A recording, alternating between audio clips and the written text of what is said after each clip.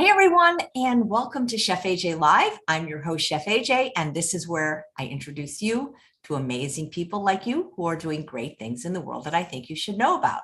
My guest today is going to be doing a cooking demo of what sounds like an amazingly delicious recipe. Her name is Chef Val, and please welcome her to the show. It's nice to meet you. How did we even connect? It's so hard to remember sometimes. Hello, Chef AJ. It's nice to meet you too. Thank you for having me on the show. So we have a mutual friend, Chef Christina Martin, and she connected us. She's a very talented chef, and that's how I connected with you. That's right. She's been on the show a few times, and I'm sure she'll be back again. So you go by Chef Val, but I also hear you go by Macro Val, and macro could be macronutrients, but it could also be macrobiotic. Yeah, so it is macrobiotic. I have a background in macrobiotic cooking. I've been teaching healthy, vegan, whole foods cooking classes for 25 years. It's my 25th anniversary. And my background is in macrobiotic cooking. And so it was over 25 years ago that I worked at a macrobiotic cooking school for 2 years. I apprenticed there to learn the basic, balancing of the energies of the food and yin and yang and how it relates to the food. So that's all involved in when you teach macrobiotic cooking classes or, you eat that way. Wow. So just a down and dirty definition, macrobiotics. What is it? Yeah. So I ask that question all the time in my cooking classes, right? So to make it as simple as possible, it is eating as close to nature as possible. So we eat healthy, whole foods that have not been refined or processed. And we eat food that comes from, Mother Earth that hasn't been sprayed. So all organic. And to go a little further, it involves balancing the yin and the yang energy of the food. And that kind of incorporates like Oriental medicine. So it has to do with the energy of the food. So, people can, get any of my cookbooks, or they can look for other macrobiotic books and they explain it further. And when I discovered macrobiotics over 25 years ago, I was so excited about this philosophy of energy. I was immediately drawn to it. And I went, this just makes sense. This is the way I'm supposed to live. And I've dedicated my life to learning about it, teaching cooking classes, and, I give lectures. I also work one-on-one and do counseling with people. Were you plant-based already before learning about macrobiotics, or did those appear at the same time in your life? So no, I was not plant-based at that time. In fact, weird story, but I actually was on the Atkins diet, which is high protein, because I wanted to lose weight. And so I actually did that. But then I kind of started to realize that highly refined processed food in the average American diet had no nutritional value. And I was kind of at a loss as to like, what am I supposed to eat? And that's when I discovered macrobiotics. You said you were apprenticing at a macrobiotic cooking school. Where is that school, and is it still in existence? No, it's no longer in existence. And it was here in Michigan. I can't remember if I mentioned, but I'm in Westland, Michigan. And the school was in Farmington Hills, Michigan. And the lady who I worked for was Lenore Baum. And no, she's no longer in business. Wow. Have you ever gone to the Kushi Institute? I was supposed to have one of them on the show this week, but she was under the weather. No, unfortunately, I was never able to attend the Kushi Institute. The lady who I apprenticed under, she went to both the Kushi Institute and the Vegas Study Center. Wow. So what benefits have you noticed in your life? It's been 25 years now, right? 25 years that I have been in business and teaching classes, but I actually switched over maybe I think 3 or 4 years before that. So initially when I switched over, it was just, I had allergies pretty bad, eyes all puffy. I had eczema, and I was starting to have pain in my knees, in my joints. And I was in my early 20s when this was all happening. So I was very young for any of these things to be happening to me. And when I started changing my diet and everything, I just noticed, number one, it was like a lighter energy. And it was also too like this clarity of thinking. like your brain is covered with cobwebs. You know, this is what I felt from refined, processed, and sugar and things like that. And when you start eating healthy whole foods, it's like it just clears away and you're like, yes, okay, I feel better. And the world is a brighter, more beautiful place, and just a lightness of energy. And so I'm happy to report, you know, as long as I've been eating this way, no joint pains whatsoever, no eczema, no allergies, and I have so much energy. I have more energy than friends of mine that are 10 or so years younger. And they're like, where do you get that energy? Where do you get the energy? Healthy, whole foods. That's where you get the energy from. Absolutely. You had so much energy. You were ready 3 hours before the show. I know. I got confused with the time change, but it's all good. It So. happens all the time. It does. So I've got to start making those Google invites so that it shows both of our times, but I'm glad you're here now. Thanks. So do you have a cookbook? I have 5 cookbooks, and I am currently editing the 6th cookbook. So the new one that's going to come out is going to be all desserts. Okay. You got to come back when that one's on and make something from it. Okay. Now I use brown rice syrup as my main sweetener. And I know Yeah. you use dates. Well, yeah, for my show, I just say, please no oil, just because out of respect to all the doctors I have on, that's where everybody agrees, but I don't care people. I mean, if you want to use sugar, salt, flour, as long as it's vegan, that's amazing. I know macrobiotics, that's a very popular sweetener, or malted barley. I remember some of them used. Yep. Malted barley. Yep. I use brown rice syrup for almost all my sweeteners. Yeah. So I've got Perceptions in Health. Should I hold them up? You want to see? Please, of course. And I'll have the links below in the show notes on YouTube. Perceptions in Healthy Cooking. This is the revised edition because I had to rewrite it a couple of years ago. This one came out 20 years ago. This one has my vegan version of macaroni and cheese. This one has tempeh burgers. One of the first recipes I ever created where I just went in the kitchen with a blank piece of paper, tempeh burgers. I still make these tempeh burgers. They're like one of my favorites. And then I have cooking for the season. So I have spring cooking and I have summer cooking. And my intention is to eventually have cookbooks for all the seasons. So I have spring and summer cooking.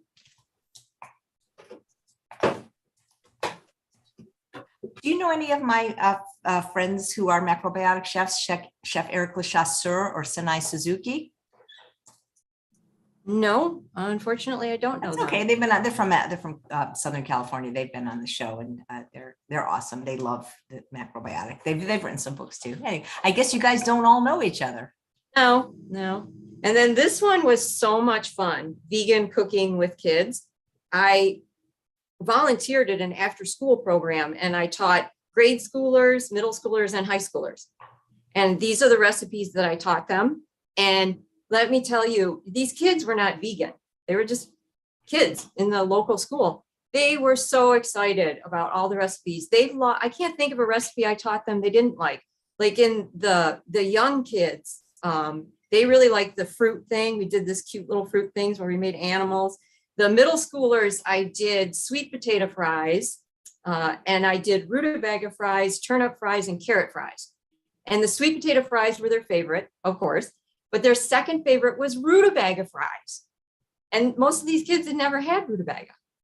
And then the high schoolers, go ahead. I love rutabaga, and I love making fries out of it because it's like you think you're eating, potatoes. Yeah. The high schoolers wanted to learn how to make the brown rice nori rolls. And they were so excited that I brought the nori in there. They're like, can I taste that? I'm like, oh, absolutely. Go ahead and taste this very nutritious, healthy food. And they actually went, oh, that tastes good. Can I have some more? And I was like, yeah. Like I've taught adults cooking classes. Like maybe I'm teaching a miso soup with the sea vegetable wakame. And some adults are afraid to even taste it. And these high schoolers were like, yeah, can I taste it? This tastes good. It was so exciting. So this is my vegan cooking with kids. And then I did year-round healthy holiday dishes. This one is one of my personal favorites because I cover Christmas, Thanksgiving, but I have Easter, Mother's Day, Memorial Day, 4th of July. So I have recipes for all the holidays throughout the whole year. So this one is one of my favorites. It has my whole Thanksgiving dinner, which is millet mashed potatoes and gravy and cranberry sauce. And I make a fig blackberry sauce. It's amazing. That does sound amazing. Do you teach mostly in person or online? Well, up until 2 years ago, it was mostly in person, and now it's mostly online. So I have cooking classes every week on Wednesdays, and they're 6:30 to 7:30. Of course, that's Eastern Standard Time. And I come up with new recipes all the time. And it's so much fun. It's so much fun to go in the kitchen and create new recipes. And I really think that the possibilities are endless when you're using healthy whole foods and vegetables, and the possibilities are endless. I come up with new ideas all the time. Coming up next Wednesday, I'm teaching an Easter dinner. And so my students actually suggested vegan deviled eggs. I had never heard of that. Apparently it's a thing. But they suggested it. So I went ahead and created one. I'm also teaching how to make a seitan, quote unquote, ham with some gravy and a corn biscuit with brown rice. It's a savory corn biscuit and some scalloped sweet potatoes. So that's Sally says she's in Waterford, Michigan, and would love to take a class. I'm sure you gave me the information. It's below in the show notes. Anything you wrote, I cut and pasted. So wonderful. Yeah. Hey, Yeah. So question from Elizabeth. What's your favorite seaweed of all? And do you use a lot of seaweed? Excellent question. So I guess my favorite would be dulse. Me too. Have you ever had the smoked dulse? Yes, I have. So Yeah. good. Tastes like bacon. Well, I don't know. I never had bacon, but I'm guessing it does. Well, actually, in the holiday cookbook, I create a vegan BLT sandwich, and I use dulse as the bacon, quote unquote, substitute. And you can get dulse flakes, and dulse flakes are so easy to just sprinkle on anything. And they give this really wonderful kind of salty taste to it, but it's not really, powerful or anything. But it's easy to use. And I like that where I make it like into the sandwiches. And so dulse would be my favorite. Do I use it a lot? I would say, yeah, every week I put it in, whether I'm making a soup or I'm making a bean dish or something like that. So I don't eat as much sea vegetables as they do over in the Orient, because, over in the Orient, they eat a lot of sea vegetables. So, but I do on a regular basis. Yes. Nice. Do I hear a kitty in the background? Yes, that's Rod, my boy. Aww. Yes. He's 2 years old. He's a lot of fun. He wants to get in on the show, I think. And I think he wants me to play with him. Aw. So many of the chefs I have on have cats, and then they'll sometimes walk on the counter and people go, that's unsanitary. And I'm thinking, hey, if you got a cat, it's going to walk on the counter. That's like what cats do. No, my cats are not allowed on the counter and they are not allowed on the table. That's for sure. But, oh, wow. Hey, here's a question. And TS says, is macrobiotic cooking along the line of raw food? I'm sorry, I'm not familiar with macrobiotic. Oh, that's perfectly fine. That's why I'm here to answer questions. So no, it's not along the rise of raw. So macrobiotics incorporates eating according to the seasons. So in the summertime, I eat more raw food because it's available, and raw food is cooling to the body. And see, I live in Michigan where we have really cold winters. So in the wintertime, I eat more casseroles and stews that are baked in the oven to impart heat into the body so that I remain warm in the wintertime when, when it's cold outside.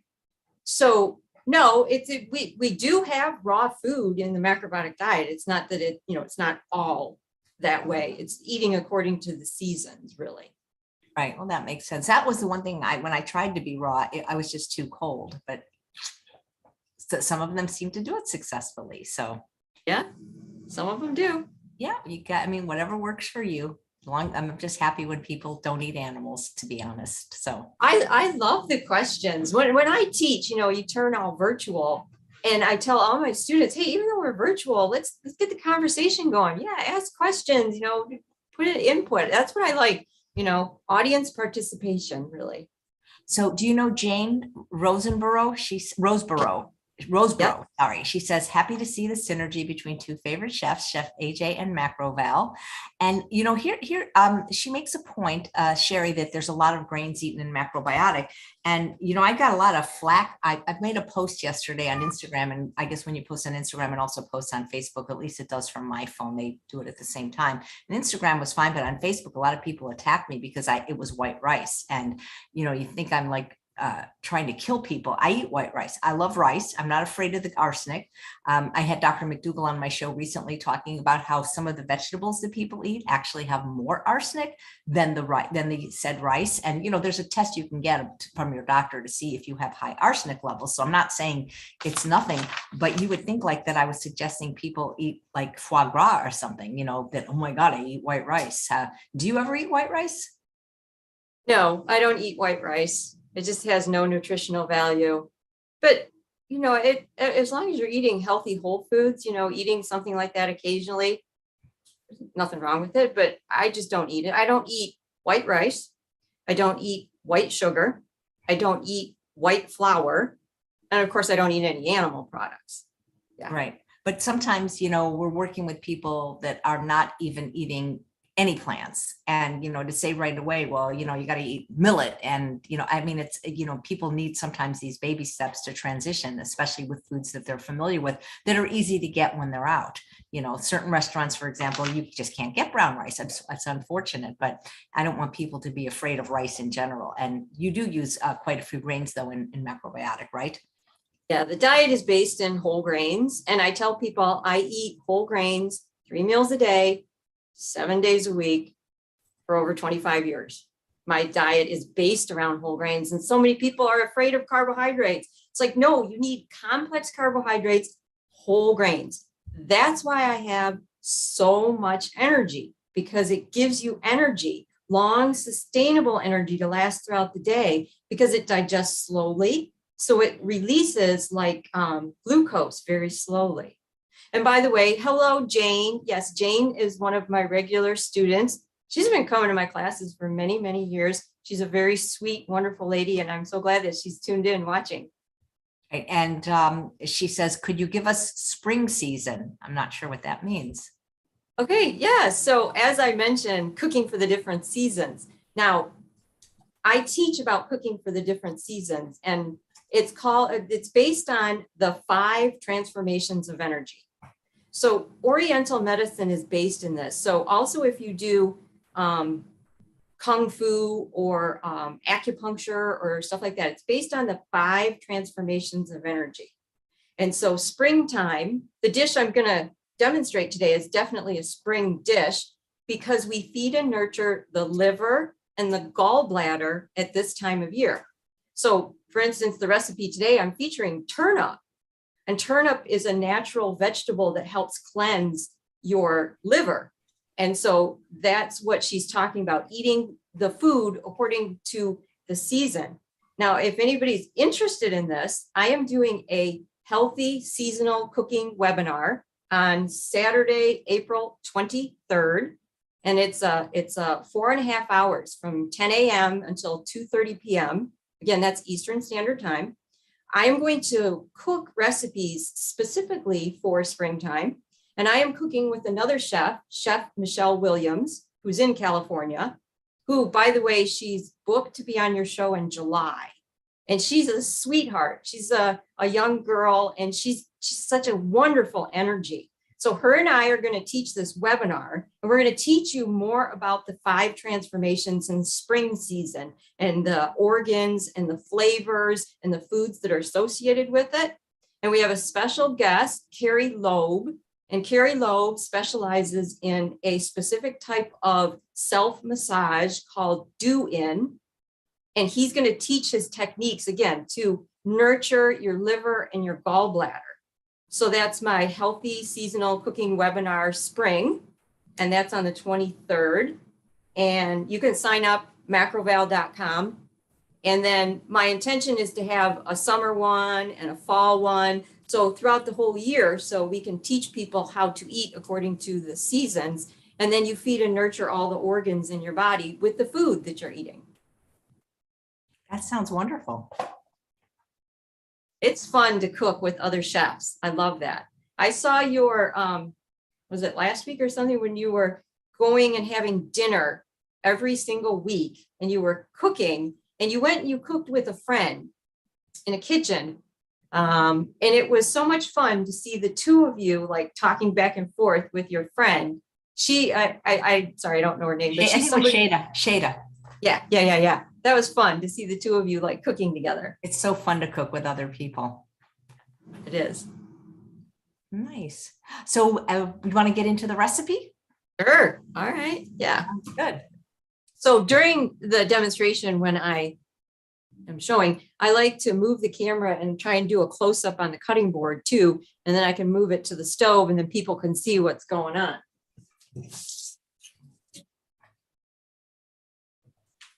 All right, so the first thing we're going to do is we're going to take the turnip.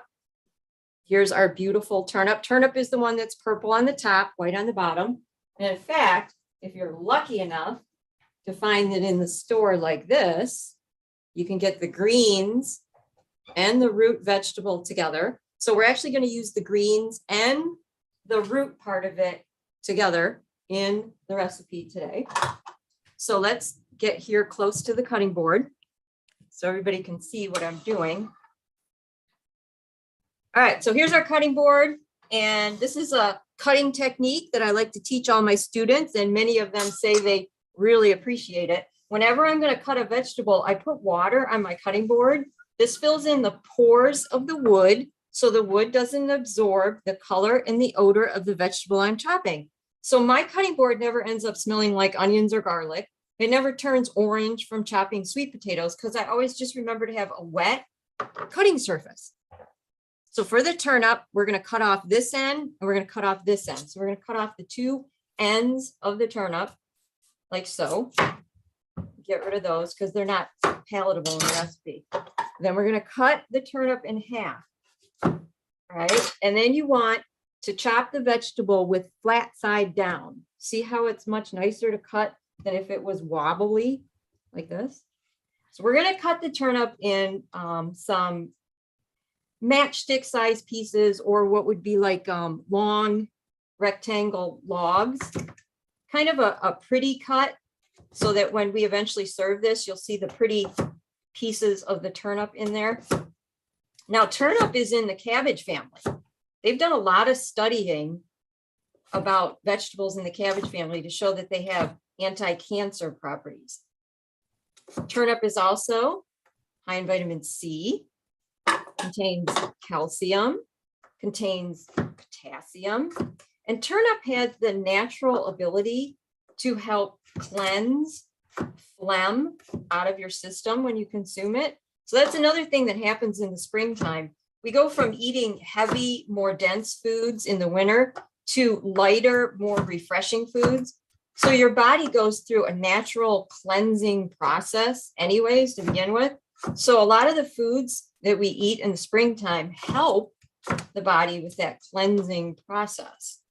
All right, so we're going to take and we're going to use one whole turnip. Now, turnip, if you were to eat it raw right now, it would have a pretty interesting flavor. Kind of, I would say almost a bitter flavor. But we are going to boil the turnip for a few minutes until it becomes soft. And that's going to bring out the sweetness of the turnip. So the turnip is actually going to end up being sweet tasting, which is very nice. All right.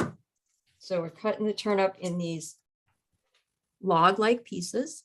I don't think I've ever had raw. You know what? I actually had raw turnips. Raw foodists use it on a mandolin and they make ravioli with it. Okay. Yeah. That's neat. Yeah. Go ahead. I was going to say the first time I had raw turnips was at Rancho La Puerta, a place, a spot in Mexico where I teach. And I thought, these are the weirdest potatoes. Like I didn't know they were cut in cubes and I just thought they were potatoes. What do I know? All right. So here's the turnip cut up. Now I'm going to use a purple onion because they're beautiful and I love the color. Now I have the purple onion soaking in water just for a few minutes. And I do that so that when you chop the onion, you don't cry, but also so that the skin comes off of the onion very easily. Sometimes it's hard to get the skin off the onion, right? But when you soak it in cold water, it comes off. Now you can soak it in water for like 10 minutes. You can soak it in water for a half hour. There's really no reason to soak it longer than that. And that's the only reason why I soak it. So it's easier to work with and so that you don't cry. All right. So we're going to cut the onion in what's called thin half moons. So the onion has lines. So you just want to cut as thin as possible with the lines. It's called thin half moons. And you go straight up and down like so. Let's get rid of this water. And then after I chop it, I can use that bowl. Onions have anti-inflammatory properties. We need that anti-inflammatory food to fight off inflammation in our system. Definitely a step in the right direction. Now in Oriental medicine, they teach us that if your eyes water a lot when you chop onions, then you are considered too yin, and or you are consuming too many sweets. So if you have a more balanced diet of healthy whole foods like whole grains and vegetables and beans and nuts and seeds, your eyes won't water as much when you chop the onion. All right. So that is our onion in thin half moons. So far we have one onion in half moons. We have one turnip, matchsticks. This is what they look like. Yeah, we have a question about cutting boards. And is a wood cutting board better than plastic for ease of cutting and keeping a knife blade sharp? That's an excellent question.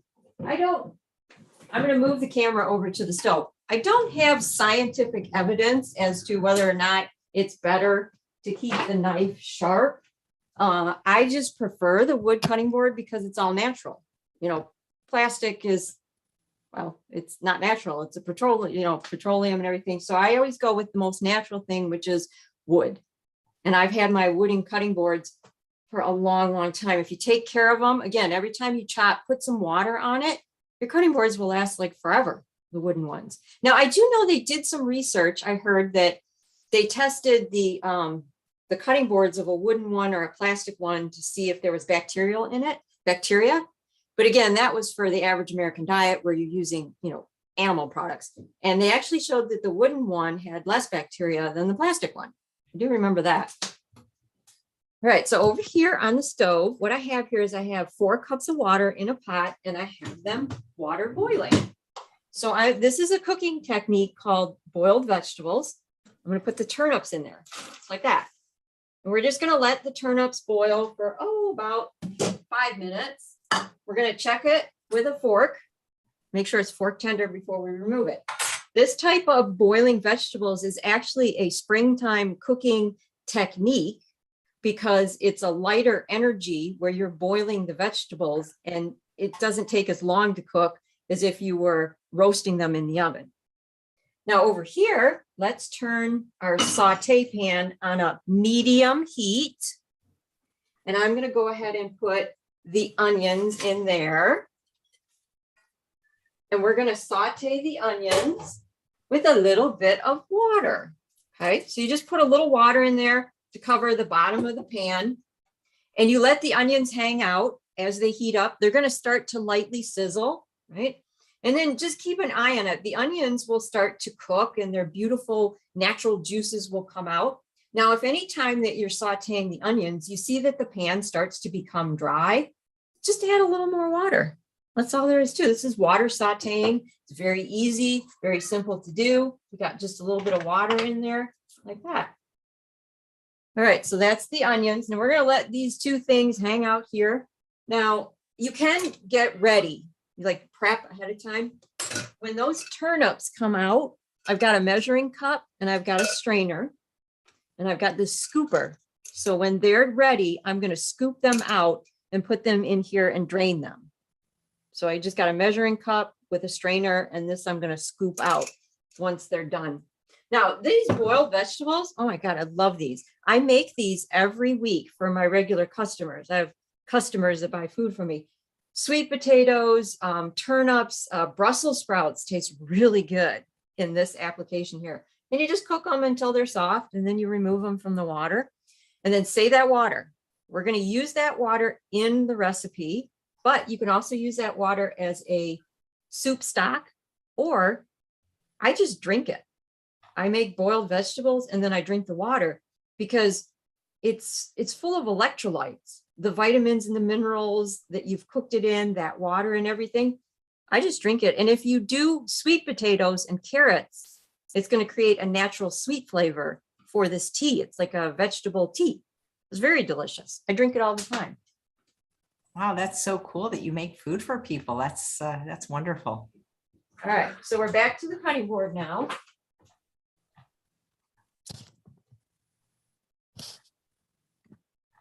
All right, so now we have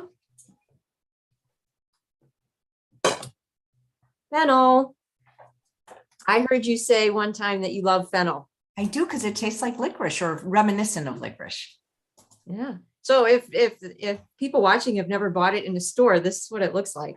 And this is a signature springtime vegetable. There's so many healing benefits in fennel. I was really surprised. It expels phlegm from your lungs, has the antioxidant quercetin in it, has anti-cancer properties, also has antimicrobial and antiviral properties.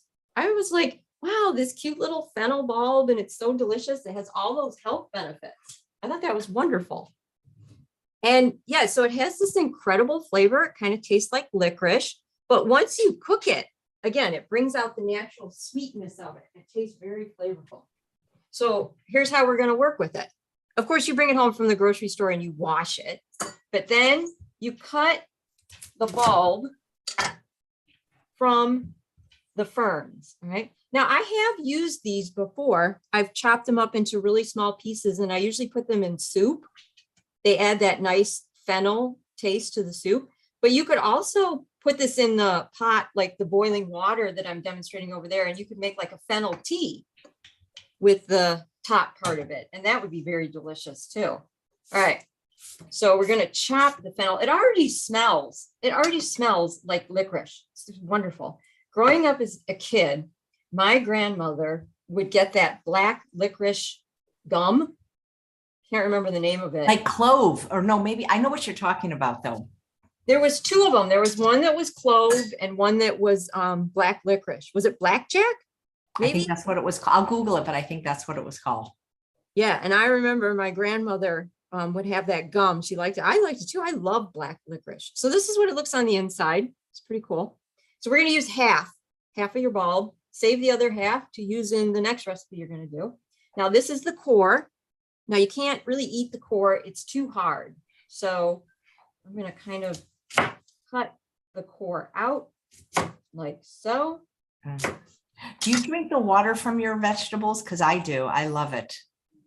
Yeah, I just mentioned that a minute ago that yes, I make boiled vegetables every week for my regular customers. I save that water and I drink it. I love that. Yeah, right. Because there was somebody else asking that it just came in. And the question is, if you are cooking more than one vegetable, can you reuse the water for the next vegetable? Oh my God, excellent question. Yes. And I'm going to demonstrate that too. So yeah, you keep that water boiling on the stove. We're going to remove the turnips out of it, and then we're going to put sweet potato in it. And you keep using the same water. So when you do, go ahead. Sorry, I was looking it up. It was called blackjack chewing gum. It's on Wikipedia. I remember that. It was really yummy, actually. I haven't chewed gum in like 30 years, but no, me neither. There it is. That's fennel. We sliced it in thin slices. Placed it in thin slices.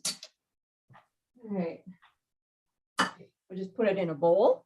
Get ready for that one. Yeah, you can smell that. It smells like fennel. It's so awesome.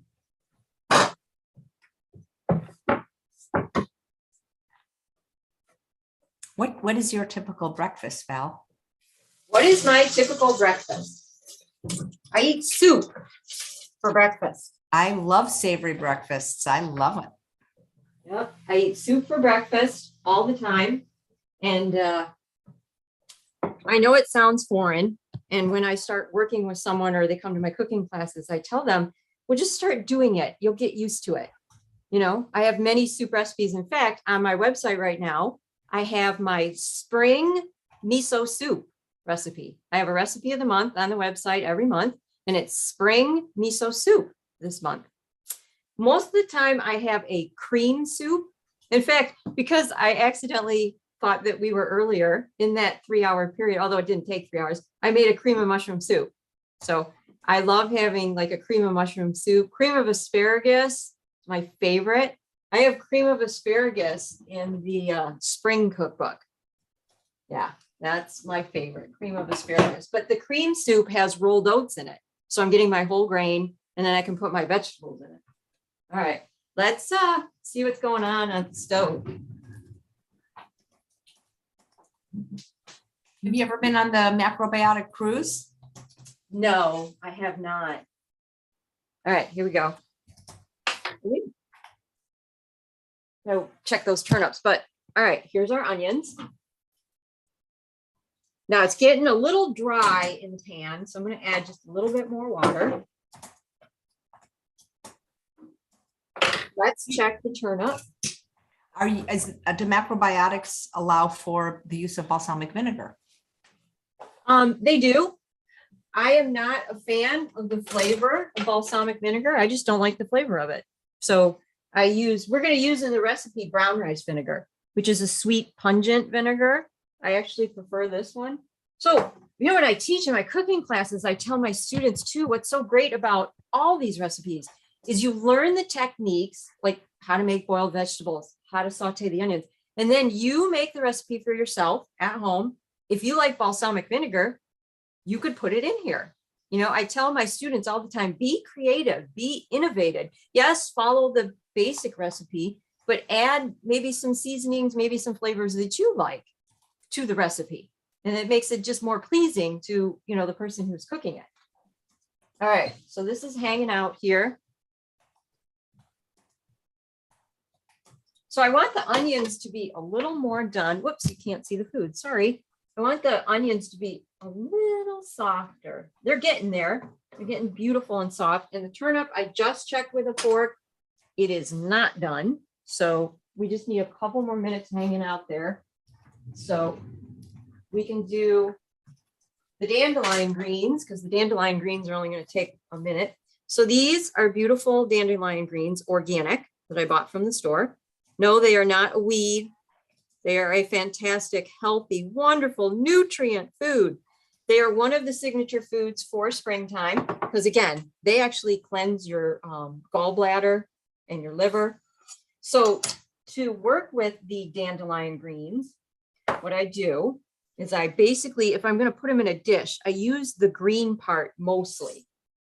And then I save the stems. And again, I either put this in a soup or I boil it and make dandelion tea, and then I just drink it. Cut it in half and chop it like so. All these greens that I'm putting in here, the turnip greens, the dandelion greens, the kale greens, they also contain vitamin K. Vitamin K is really good for your bones. All the green vegetables have vitamin K. So I did a little bit ahead of time, but here's our 1 cup of chopped dandelion greens. So dandelion greens have a bitter flavor. In fact, of all the greens I'm putting into this dish, I think dandelion is probably the most bitter, which is why I have only 1 cup of dandelion greens, because we don't want the dish to be overly bitter when we taste it, because people really want to eat food that tastes naturally sweet, not naturally bitter, although the bitter flavor is very important and we need to get that in our diet. Okay. Let's check what's going on. There's a question from Claudia. Where can you buy dandelion greens? Excellent question. So the onions are kind of starting to stick, but they're also nice and soft. I'm going to move them aside. So we have cooking surface right there. And I'm going to put the fennel right in the middle of the pan. I'm going to add a little bit of water. Now, if you have a really nice big saute pan, you can do this technique where you move the vegetables aside and then put the main one in the middle. If you don't, just remove the onions and set them aside and then use the fennel if you have a smaller pan. I have been fortunate enough to find dandelion greens at the Kroger's here in Michigan, right here by my house. Otherwise, you're going to have to look at a health food store to get your organic dandelion. Oops. Oh, look at that. The fork goes right in it. Fork goes right in it. So our turnips are ready to remove from the boiling water. Just like that. This is an excellent, excellent snack. Just turnips like this is so absolutely delicious. Sometimes I snack on them just like this. So now we have that water still boiling. I took one sweet potato. It's a relatively large sweet potato, so it's about 3.5 cups.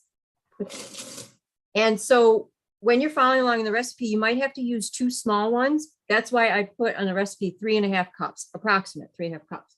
I took the sweet potato and I peeled it, and then I cut it in these chunks so that it's ready to go into the boiling water. And then this is going to boil for probably 4 minutes or around there until the sweet potato is fork tender. Now the sweet potato is going to be part of the sauce. We're going to create this sauce. We're going to puree this and put this sauce over the whole thing. All right, so here's the fennel cooking in the middle, onions on the side. Let's see, we still have turnip greens and to prep. Let's go back over here to our turnip greens. Now, probably turnip greens are going to be your most challenging thing to find in the store. And I usually only find turnip greens in the springtime. They usually stop carrying them after that. Here's what they look like. See, we got the big leaf here. This is what the turnip green looks like.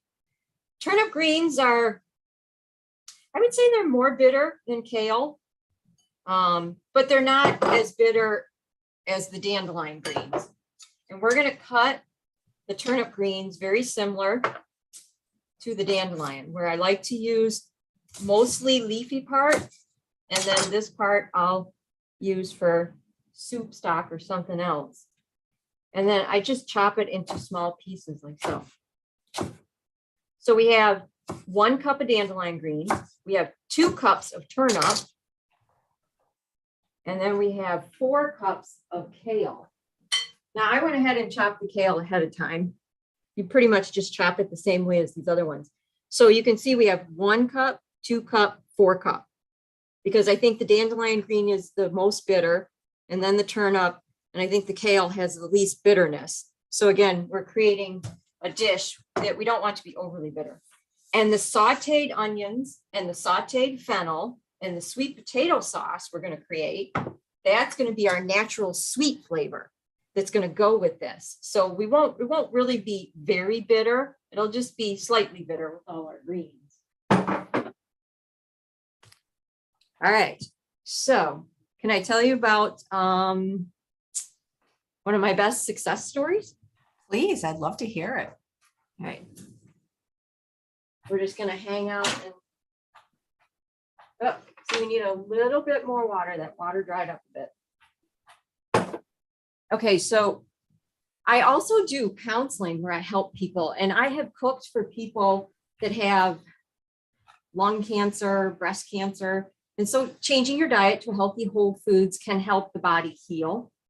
So I was macrobiotic, healthy whole foods for about 6 or 7 years. And my dad announced that he had prostate cancer. Although at the time he didn't bother to tell his kids he had prostate cancer, I think because he didn't want to scare us. He just said he had a high PSA count and he was headed that way.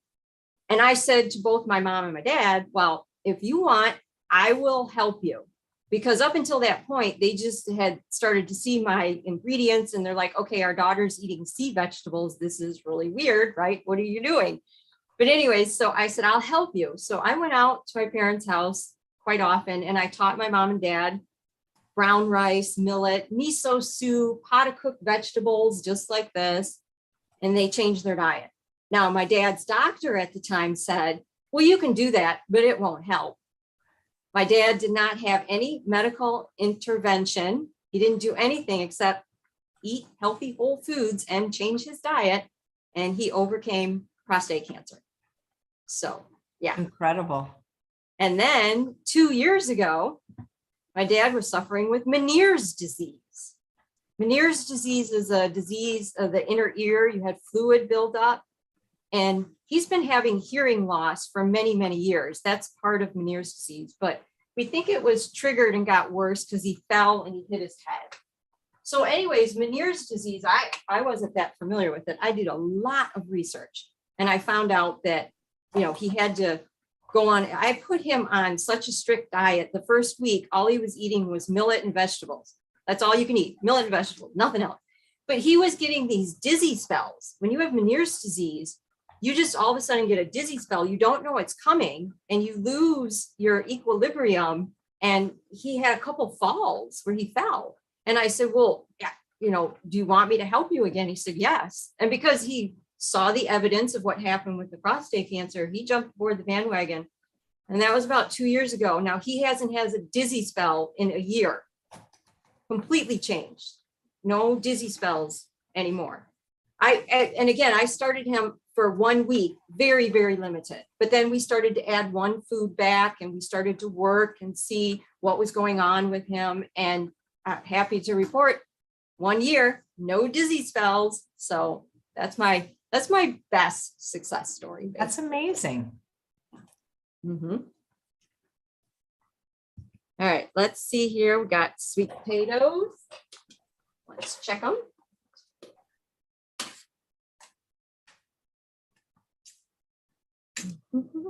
You just take a fork and you just push it in there and make sure that it's soft. I think that needs like more, but this looks beautiful.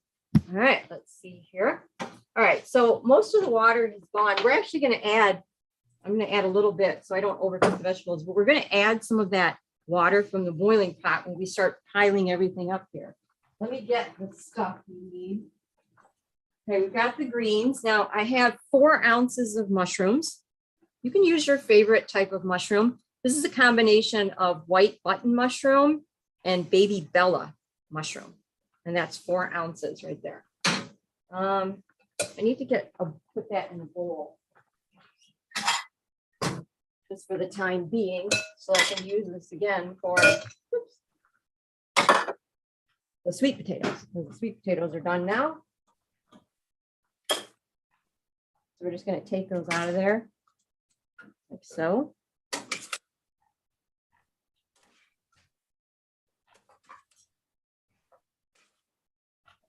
So asparagus, I do asparagus like this too.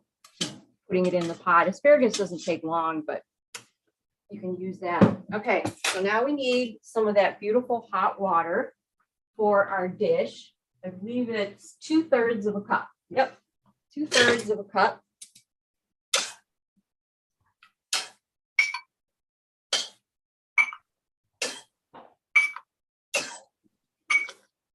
All right. We're gonna layer the vegetables on top of the onions and the fennel now. Okay, we're gonna put mushrooms on there. We're gonna put the kale on there. The mustard greens, like so.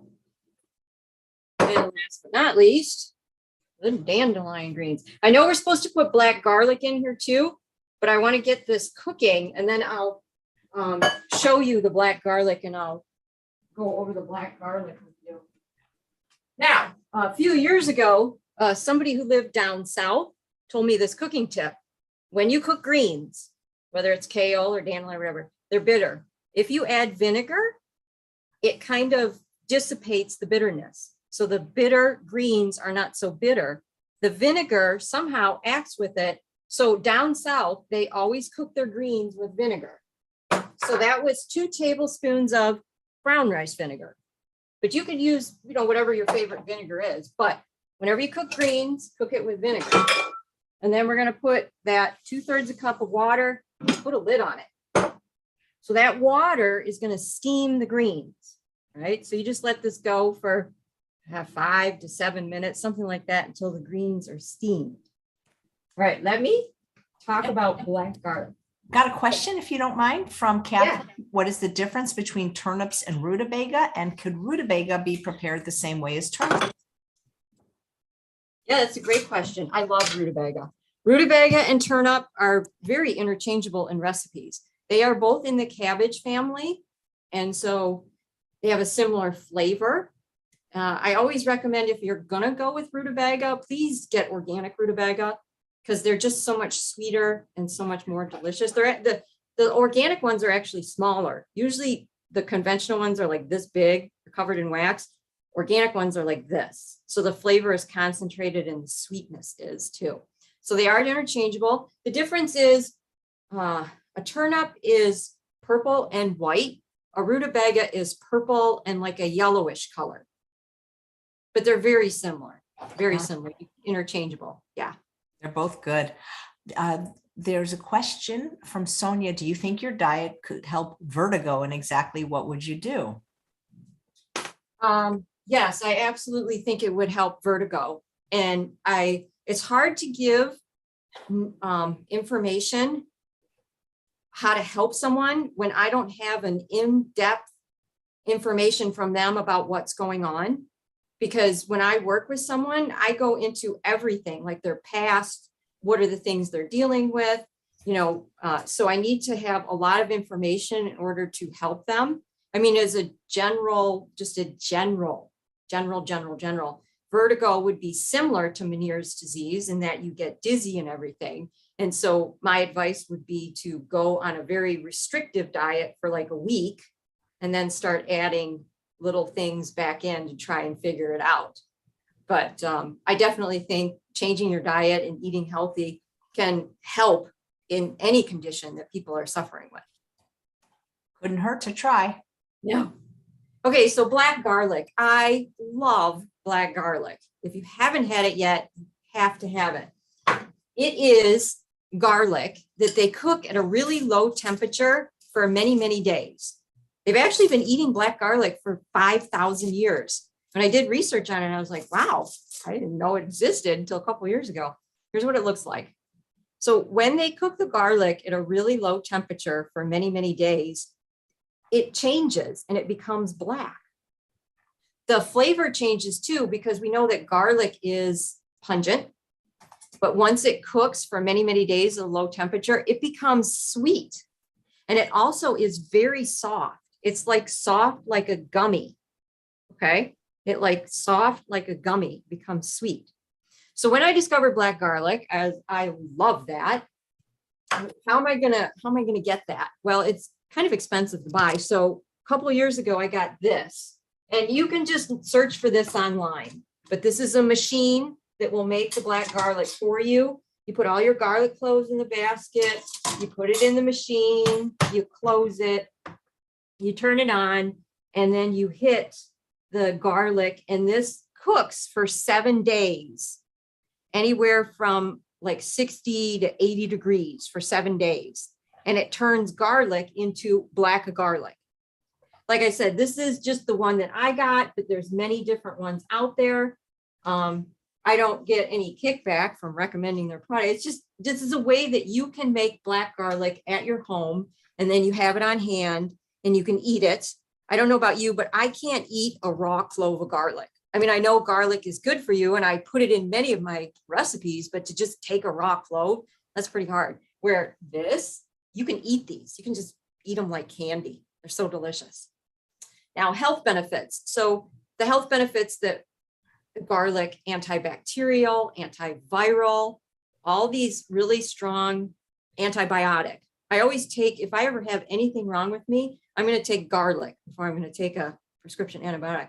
But anyways, it's in smaller quantities. It's still in the black garlic. It's just in smaller quantities. So you can still get all the health benefits from the black garlic. It's just in smaller quantities, basically. Yeah, I've seen it for sale, and I can't remember where, but I've bought it before, and it's delicious. after it cooks, like at that low temperature, this is what it looks like. It kind of looks brown on the outside, and you break it open. It's kind of messy to break it open but then the black clove is in there. So I did it before the class because it does take a little bit of time. Now, I'm gonna just chop those black garlic cloves a few times, so they're not gonna be whole going into the dish. We'll just cut them up a little bit. Like Val, can you work with people from overseas? Someone is in New Zealand asking. Yes, I counseled a lady who is in Canada. All our consultations worked over the phone. And in fact, her testimonial is on my website, macroval.com. And she wrote up a wonderful testimonial. She had really bad digestive problems her whole life. And she was at her wit's end. She thought she had tried everything. And she got a hold of me. I started working with her. And she said, like, within 3 weeks of changing her diet and following what I said, she felt a difference. Of course, it took many years to have the body heal itself, with a condition. You may see some results soon, but in order to heal the body, we have to, heal the body at a cellular level. So it doesn't happen overnight. There's the black garlic. Now, we need to put this in the dish because we were supposed to put the black garlic in the dish when we put the greens in there, but I wanted to show you all about the black garlic. So I'm just going to throw it in there. Oops. All right, so that's cooking.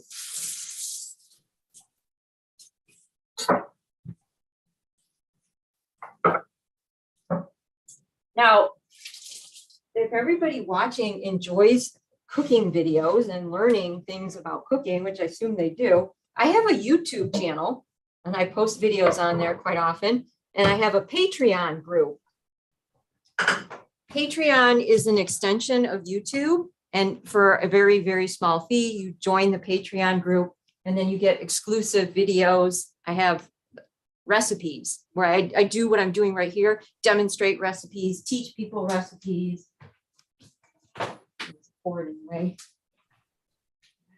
This is so much fun. I love teaching classes. I love sharing recipes. I can tell you have a passion for it. You do it very well. Your recipes look amazing. And you, oh my God, Chef AJ, like, I can't believe how many shows a day you do. And you do them like, I think you do them every day, but I do. I haven't missed a day since I started on March 20th, 2020. I can tell you your show number if you like. Hold on. You are show number 952. And if everything goes according to plan and guests don't cancel, I should reach the 1000th show on Sunday, May 15th. And I have a very, very special surprise guest planned. Awesome.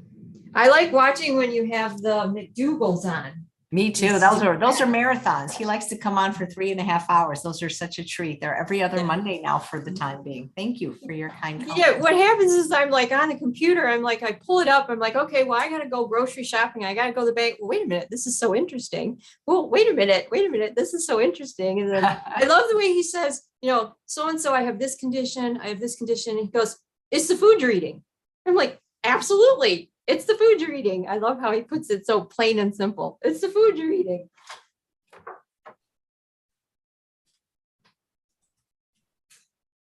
All right, let's make our sweet potato sauce. So for this, you're going to need a food processor. This is a very easy sauce. You can put this over anything. You could put this over grains, and we're going to put it over vegetables. So we have the boiled sweet potatoes going in there, like so. We have 2 tablespoons of lemon juice, beautiful sour lemon juice. Sour is the signature flavor for spring. So anything Really? Yep.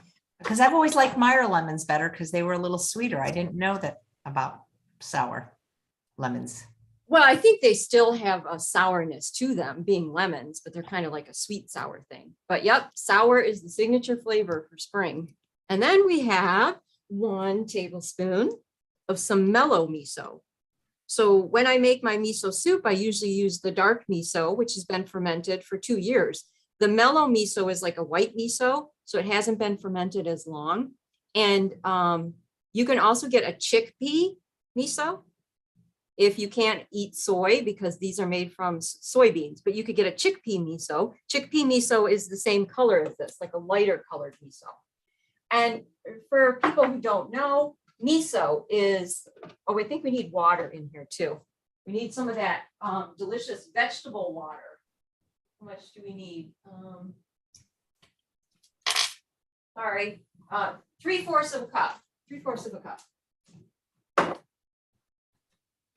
Yeah, so miso, naturally fermented food, full of enzymes, amino acid, fantastic for your digestion. It has anti-cancer properties, cleanse toxins out of your system. There we go. 3/4 of a cup of that beautiful vegetable liquid. So we turn this on. Bring it up.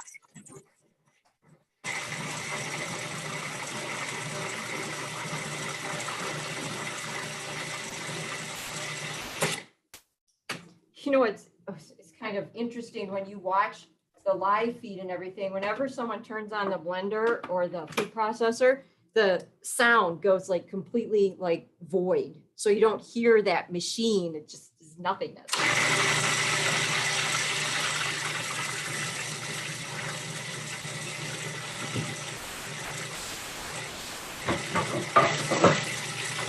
You want to puree it until all the pieces are chopped up. Sometimes people think a food processor is like a magical instrument where if you put the food in there and then just turn it on for a minute, it's going to be done. But when you create a sauce and you want it to be creamy, you want it, just let it go. Let it get to its very, very creamy point.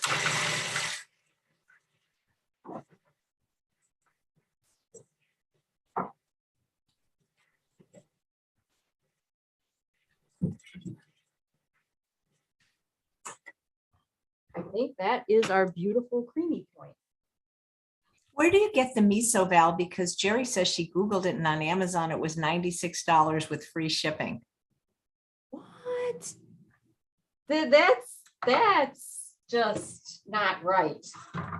So most of the time I get my miso from health food stores in the refrigerated section, like the brand I just showed you, Miso Master. You find that at health food stores.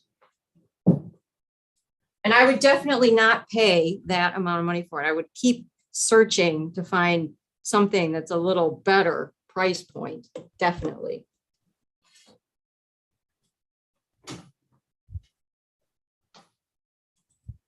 All right, so our dish is done. Just need the plating. I'll bring the pan over here for everybody to see. Are you ready for the reveal? Take the lid off. Yeah. Go.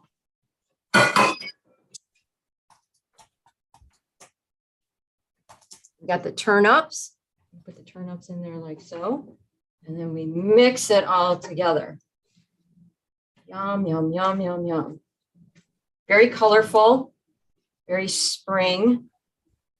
Now here's how I'm going to serve it. I'm going to get a beautiful serving tray. Although if you're doing like one portion for yourself, you could just do a single portion. And I have cooked brown rice. So all meals start with complex carbohydrate, whole grain. There's my beautiful brown rice I prepared before. Now I did short grain brown rice. That's up to you. You could use a long grain. You could use a short grain. I like the short grain. It's chewy, you know, but actually a long grain brown rice is your summer grain. A short grain brown rice is your winter grain. So we're kind of moving into spring. So kind of what I do is I cook sometimes the brown rice, I cook the short grain and the long grain together. So brown rice is where your antioxidants are. Fight off diseases. This is also, as I mentioned at the beginning of the video, complex carbohydrate gives your body energy. This is a plate full of energy right here. And then we'll put the greens and the vegetables on top of it, like so. This probably like a lot, right? Well, this, you know, here's the thing, when it becomes your business and you're a chef, I always teach large quantities because I have customers that buy food, but I also I eat leftovers because nobody has the time to cook every day. But I always tell my students, cut the recipe in half. If this is too much, cut the recipe in half. I always like to have, again, some left over. And who has time to cook every day? I mean, people are busy. So I tell my students, find a day when you have time, or maybe 2 days, and make something like this, make a big portion of it. You can eat it that day fresh, and then you could put it in the refrigerator, right? And then you have this for the next couple days, and you can eat it then. I mean, when it's prepared, it's always best, but if you want to eat healthy whole foods and you want to get them in your system, sometimes we have to plan ahead. Sometimes we have to prep. Sometimes we have to make dishes ahead of time, right? So the sweet potato, this is our sweet potato sauce. This has a natural sweet flavor, but it also has a little bit of sour from that lemon juice. And then the brown rice has a natural sweet flavor. We have the bitter greens. We have the pungent vinegar and also sour. We have a little bit of miso. Miso is pungent, sour, salty. So we have all 5 flavors in our one dish, all 5 flavors. So this is a pretty hearty dish. This would be your main course. You kind of have everything in there. You wouldn't really need to add anything. I forgot to mention about mushrooms. Mushrooms are an excellent source of protein. So many people don't realize that, but yeah, you want your protein, mushrooms. Mushrooms are an excellent source of protein. Are there any more questions? Let me see. I'm looking. Did you use any spices? Elizabeth asks. No, I did not. The black garlic is kind of a spice, but it's got like a nice sweetness. But when I created this, I was kind of thinking some fresh basil would taste fantastic with this. Basil is my favorite, all-time favorite. I would put a basil or a thyme or something like that with it, like a green spice. I wouldn't go with the spicy spice. I would go with a green one for this. Yeah. Yeah, that looks amazing. Thanks. And it was so satisfying. So that's going to be your lunch or dinner, I imagine. Yeah, that'll be my lunch. Wow, well, you're very, very creative and very, very good instructor. I could see why your fans are telling such wonderful things about you. So thank you so much. And when you have your dessert book come out, I'd love for you to come back and make a dessert from it. Oh, I would love that. Yes, that would be wonderful. Yes, Yeah, and remember, 11 Pacific. You'll never forget the time. I know. Very beautiful. I like to tune into your show too, because you have the most awesome shirts. I always tune in to see what is Chef AJ wearing, because she looks so pretty. And some of your shirts I actually have myself hanging in the closet, but I just love what you wear. You always look so nice. Well, thank you. Maybe we can wear the same. Maybe if we have the same shirt, we can wear it at the same time next time. That would be so cool. Well, I usually do a chef's coat, but we could. Yep. Hey, and so do you like people to go to YouTube mainly to follow you, or Instagram, or what's your favorite platform to connect with people? Facebook. So Facebook, it's Macroval Food. So it's easy to find. And yeah, so Macroval Food. I have a LinkedIn account. I don't have an Instagram account. For if you want to learn more, the YouTube channel, and like I said, the Patreon page will give you even more cooking videos. And I also host a radio show, Real Food with Chef Val, and all of those are recorded, so you can pull them up and listen to them. Again, more ways that people can learn about healthy whole foods and get engaged. And every Wednesday at 8 o'clock Eastern Standard Time, I go live on Facebook for a half hour. It's a live feed, and it's cooking tips. I share cooking tips, and I talk more about food and the nutritional value of it. And so that's a lot of fun too when I go live on Facebook. That's fantastic. When is your dessert book coming out, you think? I'm editing it right now. I was hoping that it would be out when I did your show, but I'm in the editing process. And so I'm hoping by the end of April or beginning of May. I mean, it's almost done. I just have to finish it up. That's great. Well, let me know. Thank you so much, Val. It was a pleasure meeting you. Well, it was a pleasure. Yeah, a pleasure meeting you. And thank you so much for having me on your show. My pleasure. I can't wait to have you back. And thanks all of you for watching another episode of Chef AJ Live. Please come back at 2 p.m. today. We actually have another cooking demo with Nick DeVorn of Local Spicery making Singapore noodles, and another show with